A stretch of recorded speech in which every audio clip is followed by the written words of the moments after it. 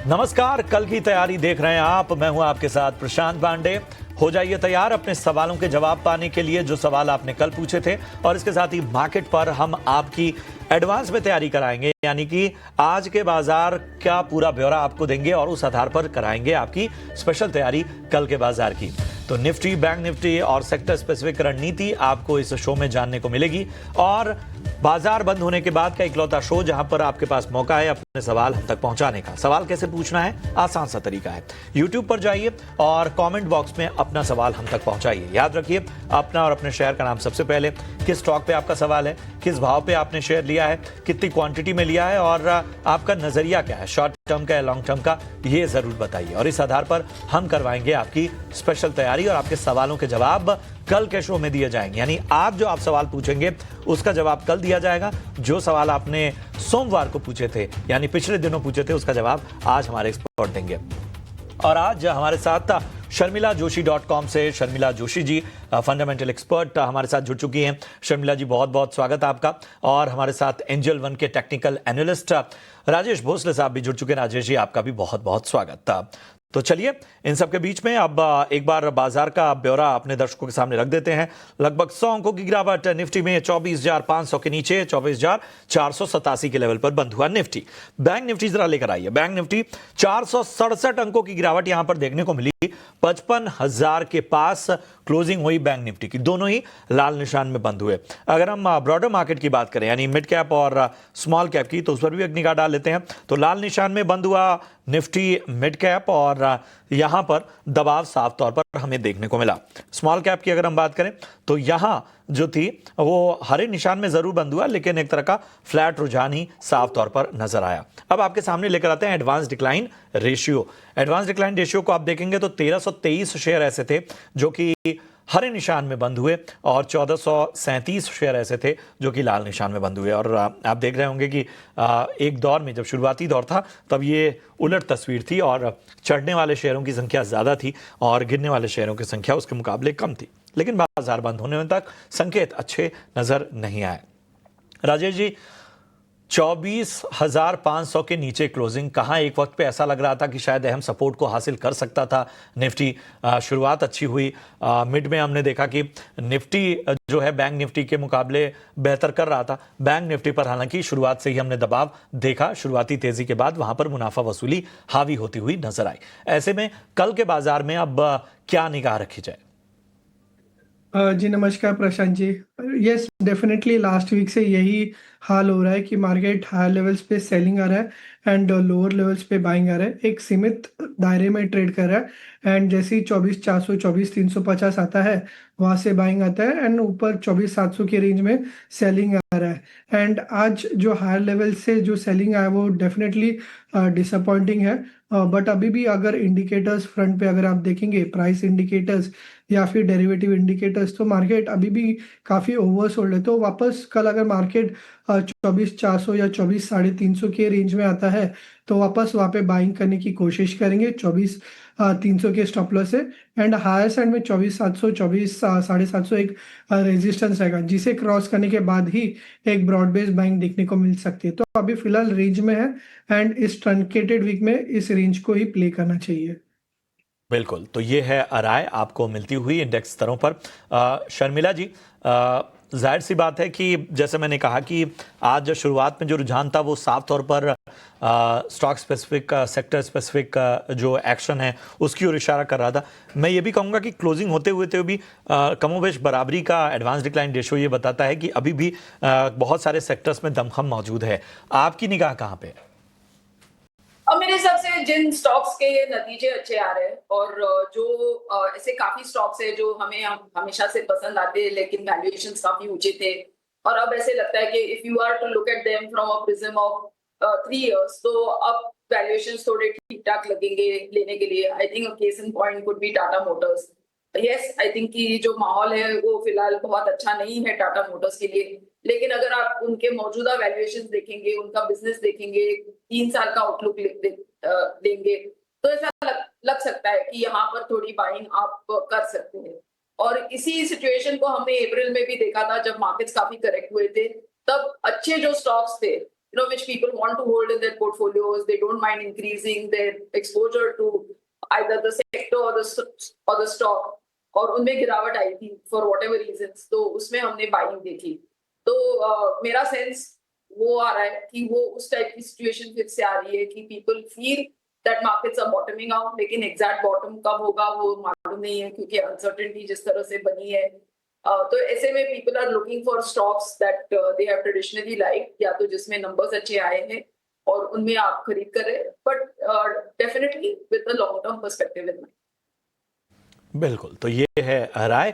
Stock specific रणनीति आपको कहाँ कहाँ अपनानी है. चलिए इन सब के बीच में अब आपके सवालों को भी अपनी चर्चा में शामिल करते हैं. और YouTube पर बहुत सारे सवाल हमारे दर्शकों ने जो पूछे हैं उनको आपके सामने लेकर आते हैं. तो पहला सवाल जो YouTube पर आया राजीव आहूजा का, दिल्ली से आया है और ये जियो फिनांस पे राय जानना चाहते हैं. बाइंग रेट इनकी 320 की है और क्वांटिटी 2000 इन्होंने ली है. तो सबसे पहले तो बधाई, क्योंकि क्वांटिटी अच्छी है, खरीद भाव भी अच्छा है. 14,000 की बाइंग है आपकी और यहाँ पर जाहिर सी बात है आपको ये हो रहा होगा कि मुनाफा बांध लें या अभी बने रहें. राजेश जी, जियो फिनांस क्या करना चाहिए? 320 के लेवल पे खरीदारी है इनकी. जी Prashant ji, overall stock structure जो है काफ़ी पॉजिटिव है. हायर टॉप हायर बॉटम में कंटिन्यूस ट्रेड कर रहा है. कोई भी जो डिप आ रहा है, डिप में 50 EMA पे सपोर्ट लेके बाउंस कर रहा है, तो बायस पॉजिटिव है. In the near term possibly 350 to 355 के अपसाइड देखने को मिल सकते हैं. तो होल्ड रखना चाहिए. अगर कोई स्टॉप लॉस रहेगा तो वो थोड़ा सा डीप रहेगा. स्टॉक ऑलरेडी मूव हो चुका है. 305 का एक हायर बॉटम है, तो वो स्टॉप लॉस रखना चाहिए. हाई साइड में मैंने जैसे कहा कि 350 का जो है प्रीवियस हाई है, तो वो एक रेजिस्टेंस के जैसा एक्ट कर सकते हो. तो शॉर्ट टर्म के हिसाब से डेफिनेटली बायस पॉजिटिव है, होल्ड रखना चाहिए. तो बने रहने की सलाह यहाँ पर आपको मिलती हुई. किरण जी का सवाल लेते हैं, पुणे महाराष्ट्र से इन्होंने सवाल पूछा है. बाइंग लेवल जो है उनका वो करंट लेवल पे बाइंग की है, मतलब 120-22 के भाव पे, और पूछ रहे हैं कि लॉन्ग टर्म के लिए आखिर क्या करना चाहिए. लॉन्ग टर्म के लिहाज से और अभी के लेवल पे बाइंग को अगर देखें, अभी हाल फिलहाल की खरीदारी है, तो शर्मिला जी आपकी गाइडेंस क्या होगी? मेरे हिसाब से वैल्यूएशन के हिसाब से बहुत सस्ता लग नहीं रहा है सेल. लेकिन मेटल्स एज अ पैक अगर हम देखें तो वो एक ऐसा सेक्टर है दैट रियली फॉलोज कि इंटरनेशनली क्या ट्रेंड्स है और LME पे क्या प्राइसेस है etcetera, more than what is happening domestically. तो व्हाइल आई थिंक ये एनवायरनमेंट इंटरनली मेटल स्टॉक्स के लिए बहुत बेहतर है. जो स्टॉक प्राइस रहेगा वो हमेशा ये एक्सटर्नल फैक्टर्स से थोड़ा बहुत डिक्टेट होगा. तो मेरे हिसाब से अभी के लिए तो उनको बने रहना चाहिए, because I don't think this is a level की जिस पे आपको बेचना चाहिए. लेकिन नई खरीद करने की राय नहीं होगी ये लेवल पे. तो I think for the moment stay invested. बिल्कुल, तो नई खरीद की सलाह किसी को नहीं है, लेकिन फिलहाल यहाँ पर जो है वो आपको बने रहने की सलाह. सोनू का सवाल लेते हैं, कुशीनगर उत्तर प्रदेश से इन्होंने सवाल पूछा है. एक्साइड इंडस्ट्रीज पे खरीदारी है इनकी. 542 रुपए का भाव इन्होंने लिया हुआ है और 100 शेयर हैं इनके पास. यहाँ पर हम ठीक करेंगे, 100 शेयर लिए हैं. पूछ रहे हैं क्या करूं. बताएं राजेश जी, शॉर्ट टर्म के लिहाज से क्या लग रहा है 542 की बाइंग? जी प्रशांत जी, लास्ट 2-3 महीने से अगर देखेंगे तो कोई मेजर ट्रैक्शन इस स्टॉक में देखने को नहीं मिला है. नीचे में अराउंड 365 के आसपास का एक सपोर्ट है. And on the high side कोई भी बाउंसर है तो बाउंस में 200 DMA के आसपास स्ट्रगल कर रहा है. तो 400 के आसपास का जो है एक रेजिस्टेंस है. एंड नीचे जो है अराउंड 365 का सपोर्ट है.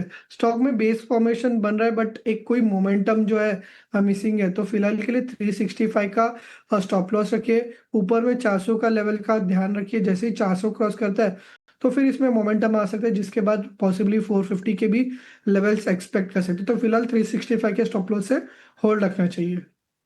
बिल्कुल, तो ये साफ तौर पर यहाँ पर आपको अहम रणनीति मिलती हुई. शाहिद अहमद का सवाल लेते हैं, मुंबई से इन्होंने अपना सवाल पूछा है और इनकी खरीदारी उत्कर्ष स्मॉल फाइनेंस बैंक में है. 51 के लेवल पे इन्होंने खरीदारी की है. लॉन्ग टर्म का व्यू लेकर चल रहे हैं. बताएं Sharmila ji, Utkarsh small finance bank long term लिहाज से आपको कैसा लगता है? तो तो वेरी ऑनेस्टली जो पूरा ये स्पेस है स्मॉल फाइनेंस बैंक्स का, उसमें हमने देखा है कि एक काफी डीप करेक्शन आया है, it's been a little disappointing. क्योंकि अगर आप मुझे यही सवाल 1-1.5 साल पहले पूछते तो I would have been very positive on the sector. लेकिन उसके बाद जिस तरह से चीजें हुई है, क्रेडिट ग्रोथ आई है, बैंक्स के नतीजे जिस तरह से आए हैं, और फिर वो जिस तरह से स्मॉल फाइनेंस सेक्टर पर रिफ्लेक्ट हुआ है, it's not been the best environment for anything in the small finance space. तो मेरे हिसाब से वैल्यूएशन के हिसाब से ठीक लगता है, लेकिन इसमें कब सुधार आएगा, कैसे आएगा, ये देखने की बात होगी। So I am not very positive on the sector. अगर वो बने रहना चाहते हैं तो इट्स हिज कॉल, लेकिन I don't see this sector performing in a hurry, क्योंकि बहुत चीजें बदलनी पड़ेगी for many things will have to fall into place, और उन लोग को भी अपना बिकॉज सब स्मॉल फाइनेंस बैंक्स अपने अपने नीश एरियाज में थे, तो उनको किस तरह से आगे बढ़ना है, चैलेंजेस को किस तरह से फेस करना है, because it's not an easy job. तो मेरे हिसाब से स्टॉक प्राइस में सुधार बहुत जल्दी आने की मुझे उम्मीद नहीं दिख रही है। So I would honestly not, definitely not buy, I would exit. लेकिन अगर आप मुझे just looking at it from valuation perspective, तो ये स्टॉक सस्ता लगता है। So this is not really the level to sell, but I would still say कि आपको इसमें से एग्जिट लेके maybe you should enter into a bank, the mainstream banks. बिल्कुल, तो ये है राय उत्कर्ष स्मॉल फाइनेंस बैंक पर आपको मिलती हुई। अतुल बिसेन बालाघाट एमपी से इन्होंने अपना सवाल पूछा है। भारत इलेक्ट्रॉनिक्स लिमिटेड पर राय जानना चाहते हैं। 667 शेयर हैं, 408 रुपए के रेट पे इन्होंने खरीदारी की है। शॉर्ट टर्म या और लॉन्ग टर्म दोनों नजरिया चाहते हैं। राजेश जी। जी, ओवरऑल ट्रेंड प्रशांत जी इसका पॉजिटिव है, बट लास्ट 1 मंथ से इसमें एक प्राइस करेक्शन देखने को मिला है। शॉर्ट टर्म के नज़रिए से मे बी ये करेक्शन फर्दर डीप हो सकता है टुवर्ड्स 360 टू 355 के रेंज में। सलाह ये होगी कि वो रेंज में आता है तो वहाँ पे एवरेज करना चाहिए। Overall weekly chart higher top higher bottom में ट्रेड करे, वहाँ से जब बाउंस आता है तो स्टॉक वापस 420 टू 430 के लेवल से एक्सपेक्ट कर सकते हैं। अभी शॉर्ट टर्म के नज़रिए से थोड़ा सा वीक है, बट हाई टाइम फ्रेम के हिसाब से लोअर लेवल्स पे ऐड कर सकते हैं। तो ये है राय भारत इलेक्ट्रॉनिक्स लिमिटेड यानी बीईएल पर आपको मिलती हुई। समीर हमारे अगले दर्शक हैं, यूट्यूब पर इन्होंने सवाल पूछा है। श्रीनगर से इन्होंने सवाल पूछा है। एनबीसीसी पर राय जानना चाहते हैं। 117 रुपए की बाइंग प्राइस है इनकी, और 1 साल का नजरिया लेकर चल रहे हैं। 117 फिलहाल नुकसान में है यहाँ पे। शर्मिला जी, 1 ईयर पर्सपेक्टिव एनबीसीसी कैसा लगता है आपको? उनको बने रहना चाहिए। ओवरऑल ये सेक्टर पर मैं काफी पॉजिटिव हूँ।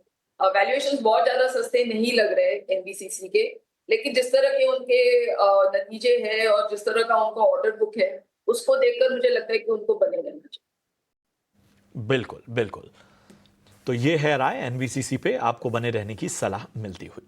शरद हमारे अगले दर्शक मुंबई से इन्होंने सवाल पूछा है, और इनका सवाल कैनरा बैंक पे है और इसके साथ ही यूनियन बैंक पे। यूनियन बैंक इन्होंने 146 के स्तर पे खरीदारी की हुई है राजेश जी, और कैनरा बैंक इन्होंने 113 के भाव पे खरीदारी की हुई है। दोनों पर शॉर्ट टर्म नजरिया चाहते हैं। देखिए प्रशांत जी, पीएसयू बैंक्स पे व्यू पॉजिटिव है। आज डेफिनेटली थोड़ा सा लैक लस्टर था, बट ओवरऑल जो बायस है वो पॉजिटिव है। कैनरा बैंक का अगर ओवरऑल चार्ट देखे तो कहीं ना कहीं 103 104 के आसपास एक डबल बॉटम फॉर्मेशन है, और 50 ईएमए का भी सपोर्ट है। तो फिलहाल के लिए होल्ड रखिए। 103 के स्टॉप लॉस है। अब बाउंस बैक में वापस 113 115 के लेवल्स एक्सपेक्ट कर सकते हैं। वहाँ पे चार्ट्स को जो है वापस रीचेक करना होगा। दूसरा बैंक कौन सा था प्रशांत जी? कैनरा बैंक, वो 113 के लेवल पे इन्होंने खरीदा है। कैनरा बैंक और दूसरा? जी जी, यूनियन बैंक और कैनरा बैंक। ओके, तो प्रशांत जी यूनियन बैंक पे भी सेम व्यू है। In fact as compare to Canara Bank अच्छा रिबाउंड हुआ है अपने 200 डीएमए से। नीचे में अगर आप देखें तो स्टॉप लॉस लगना होगा अराउंड 128 के आसपास, एंड इसमें एक फास्ट मूवमेंट एक्सपेक्टेड है in the near term. Possibly वापस 145 टू 150 के रेंज एक्सपेक्ट कर सकते हैं। तो जो स्टॉप लॉस डिस्कस किया है उस स्टॉप लॉस को रख के होल्ड रखना चाहिए पीएसयू बैंक्स में। बिल्कुल, तो दोनों ही पर पॉजिटिव नजरिया आपको मिलता हुआ। ऋषिकेश पाटिल हमारे अगले दर्शक हैं, बीपीसीएल पे राय जानना चाहते हैं।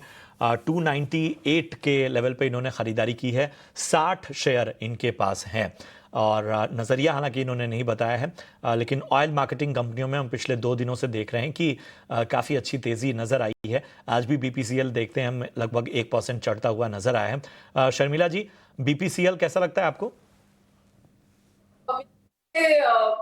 I'm not very positive on oil marketing as a space क्योंकि मुझे लगता है कि जिसमें इतना जो ऐसे सेक्टर जो रहते हैं जहाँ से we are very sensitive in from terms of inflation etc. तो वहाँ पर वो फ्री प्राइसिंग कभी अलाउ नहीं की जाती। जब प्राइसेस बढ़ते हैं तो कुछ होता है, प्राइसेस घटते हैं तो कुछ एडिशनल सेस एक्सेट्रा आ जाता है। So I would really just steer clear. It's a good stock. I'm not saying it's a bad stock और वो पैसे भी बना रहे हैं, so I leave it up to him, but not a sector I like. ठीक है, तो बीपीसीएल पे और पूरे ओएमसी सेक्टर पे नजरिया जो है फिलहाल नेगेटिव है इस वक्त शर्मिला जी का। संजय सरपोतदार का सवाल लेते हैं, एलटीआई माइंड ट्री पर राय जानना चाहते हैं और राजेश जी इनकी बाइंग प्राइस में बता देता हूं 5107 5,107 रुपए पे इन्होंने खरीदारी की हुई है। देखिए, आज आईटी स्पेस में एक रिबाउंड सा देखने को मिला था। इनफैक्ट एलटीआई माइंट्री देखे तो एज कम्पेयर टू अदर हैवीवेट्स इसमें कहीं ना कहीं आउट परफॉर्मेंस देखने को मिल रहा है।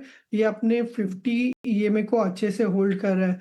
इनफैक्ट यहाँ से एक बाउंस बैक एक्सपेक्ट कर रहे हैं। स्टॉक जो है 5300 तक एक बाउंस कर सकता है, बट एक स्ट्रिक्ट स्टॉप लॉस रखना होगा। 4900 के नीचे स्टॉप लॉस रखना होगा। अगर ये इसके नीचे स्लिप होता है तो फिर स्टॉक में एक फर्दर वीकनेस देखने को मिल सकता है। तो अभी स्टॉक बेस बन रहा है 50 ईएमए पे, बाउंस बैक एक्सपेक्ट करे तो स्टॉप लॉस के साथ होल्ड रखना चाहिए। ठीक है, तो होल्ड करने की सलाह आपको मिलती हुई, स्टॉप लॉस का विशेष रूप से ध्यान रखिए। और इतने ही सवालों को हम शामिल कर पाएंगे। आप अपने सवाल यूट्यूब पर हम तक पहुंचाते रहिए, हम कल उन सवालों के जवाब देंगे। और अब वक्त है हमारे खास सेगमेंट वीआईपी शेयर्स का।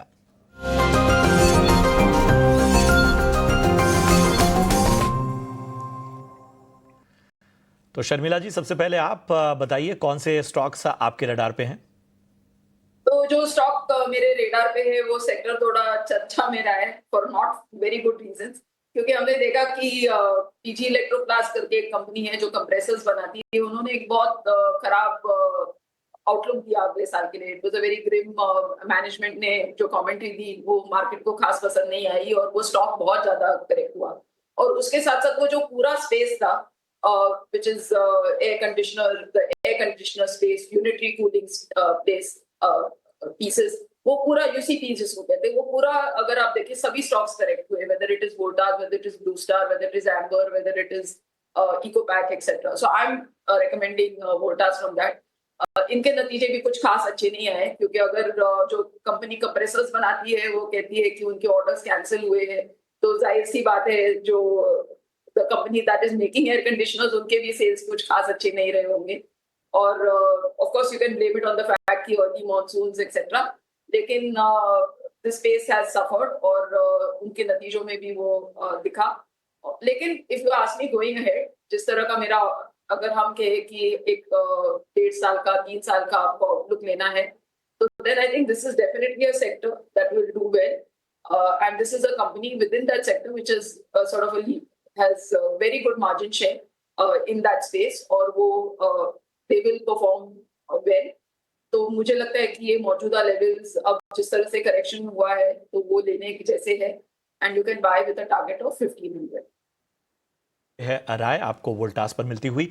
राजेश जी, समय कम है, फटाफट से बताइए आपकी कॉल्स। हाँ जी, ऑटो स्पेस चर्चे में रहा है, आउट परफॉर्मेंस देखने को मिला है। M&M अच्छा लग रहा है। M&M में एक आउट परफॉर्मेंस रहा है एंड अभी डेली चार्ट में डबल बॉटम फॉर्मेशन देखने को मिल रहा है। तो M&M बाय करना है 3180 के स्टॉप लॉस है और लक्ष्य रहेगा 3360 का। मेरा जो दूसरा बाय कॉल है वो है इंडिगो पे।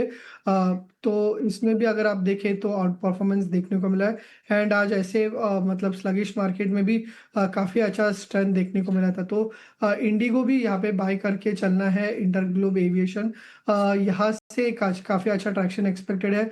5820 का स्टॉप लॉस रखना है एंड यहाँ से 6190 के लक्ष्य रखने चाहिए नियर टर्म में। शुक्रिया करेंगे राजेश जी, शुक्रिया करेंगे इसके साथ ही शर्मिला जी, आप दोनों का जुड़ने के लिए और अपनी राय रखने के लिए। फिलहाल कल की तैयारी में आज के लिए इतना ही। अपने सवाल यूट्यूब पर पोस्ट कीजिए। हमें दीजिए इजाजत। नमस्कार।